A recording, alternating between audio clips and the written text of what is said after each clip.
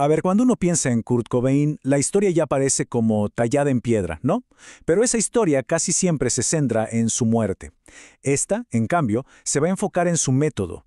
Vamos a darle una vuelta a su figura, pero no para verlo como un mártir, sino como lo que era, un artista. Bueno, arranquemos con lo que ya todo el mundo sabe con esas etiquetas que le colgaron. La primera y la más obvia, claro, el rostro de toda una generación, la persona que definió el sonido de los noventas. Eso creo que todos estamos de acuerdo. Y casi pegado a eso, viene lo otro. Su entrada, trágica por supuesto, a ese club tan mitificado, ¿no? El de los artistas que se fueron demasiado pronto. Y para cerrar el círculo, la narrativa que se impuso, la del genio consumido por su propio dolor. O sea, es una historia que ya nos la sabemos de memoria. Pero a ver, pensemos un segundo. ¿Y si estamos haciendo la pregunta equivocada? Porque, fíjense, la pregunta casi siempre ha sido ¿por qué murió? Pero, ¿qué tal si la pregunta que de verdad nos revela algo es ¿cómo creaba?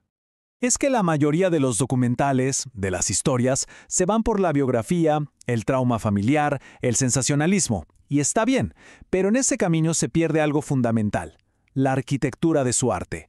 Así que en este análisis vamos a hacer otra cosa. Nos vamos a centrar en su proceso. Y aquí viene la tesis, la idea central de todo esto. Kurt Cobain no era solo un músico, era en realidad un artista conceptual, y su método de trabajo, su herramienta principal, era el collage. Entender bien qué es el arte collage es la clave de todo. Porque no se trata de mezclar cosas para que queden bonitas, no. Se trata de hacerlas chocar. Es poner algo, no sé, hermoso al lado de algo grotesco y ver qué verdad, qué cosa nueva sale de esa fricción. Y estos serán justamente sus materiales, sus ingredientes. Lo que él intentó fue ensamblar la dulzura de una melodía pop con el dolor de su propia biografía, la furia cruda del punk y ese cinismo intelectual de la generación beat. La verdad, un proyecto increíblemente ambicioso si uno se pone a pensarlo. Para entender bien de dónde sacó este método, hay que mirar a sus influencias. Y aquí, ninguna fue más importante, al menos estructuralmente, que el escritor de la generación beat, William S. Burroughs. Burroughs fue quien popularizó esta técnica del cut-up, o sea, la idea de literalmente cortar palabras, frases y reorganizarlas al azar. ¿Para qué? Para destruir la narrativa lógica, lineal, y encontrar algo más crudo, más real, por debajo. Y acá viene lo interesante. Cobain no solo aplicó esto a sus letras, lo aplicó a todo su arte. Bueno, ahora pasemos a ver cómo se ve todo esto en la práctica. Vamos a explorar cómo esta idea del cut-up, del collage, se manifestó tanto en lo que dibujaba como en lo que grababa.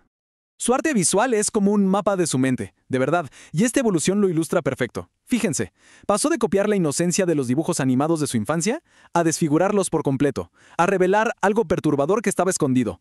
O sea, tomó lo familiar y lo ensució. Esa es, en esencia, la definición misma del grunge. Y mucho antes de que Nevermind explotara, él grabó en un simple casete de 4 pistas lo que para mí es la pieza clave para entender su método. Ojo, no era un demo de canciones. Era una declaración de principios en toda regla. Es que escuchar ese mixtape es como meterse en su cabeza mientras trabajaba. Hacía chocar la dulzura de cantantes como Dean Martin y las caricaturas infantiles. ¿Con qué? Con el sonido visceral, repulsivo, de alguien vomitando. Él no estaba buscando armonía, para nada. Buscaba una confrontación estética. Quería que lo bello se diera de frente con la realidad más cruda del cuerpo. Y entonces llegamos al punto crucial. ¿Qué pasa cuando un artista, cuyo método es justamente la confrontación, la autenticidad más underground, de repente se convierte en el producto más comercial del planeta? Bueno, el choque era inevitable, no había otra. Pero él no fue una víctima pasiva de la fama, para nada. Al contrario, asumió un rol de guardián de sus principios. Su desprecio por las bandas que él veía como, no sé, el arquetipo del rock corporativo, o su incomodidad con el público más metalero. Todo eso eran actos de sabotaje. Un sabotaje deliberado contra su propia imagen comercial. El famoso concierto en Argentina, en 1992, es el ejemplo perfecto de esto. No fue un berrinche de estrella de rock, fue pura ética punk en acción. Él prefirió defender a una banda underground que fue abucheada y de paso castigar a un público que no compartía sus valores antes que darles el gusto con el hit que todos esperaban. Fue un acto de collage pero en vivo, hacer chocar la expectativa masiva contra la integridad del punk. Y para entender bien sus últimos días, hay que quitarle a la historia toda la capa de mito que tiene encima. Un mes antes de su muerte tuvo una sobredosis en Roma. La narrativa oficial, el mito, lo cuenta como el principio del fin de la leyenda. Pero la realidad, lo que pasó ahí en el momento, fue muy, muy diferente. Y este es un detalle que es tan simple pero tan revelador. Para el médico que lo atendió, Kurt Cobain no era la voz de una generación, para nada. Era simplemente un paciente anónimo al que había que estabilizarle los signos vitales, hacerle un lavado de estómago. Esta perspectiva, tan clínica, tan fría si se quiere, elimina todo el melodrama y nos muestra lo que era, una crisis de salud, no la caída de un dios del rock. Y así, de a poco, todas las piezas nos van llevando a la conclusión. El proyecto artístico de Cobain y su proyecto de vida eran en realidad la misma cosa, y ambos se dirigían, lamentablemente, hacia la desintegración. Esta tabla, en el fondo, es la síntesis de todo lo que hemos hablado. Fíjense cómo detrás de cada máscara del mito hay un corte a la realidad, una verdad que se explica por su método. A ver, repasemos. La muerte. El mito nos habla del suicidio de un ícono, la realidad nos muestra una crisis de salud clínica. La música. El mito es el superhit pop Teen Spirit, la realidad es su boicot activo a esa misma canción.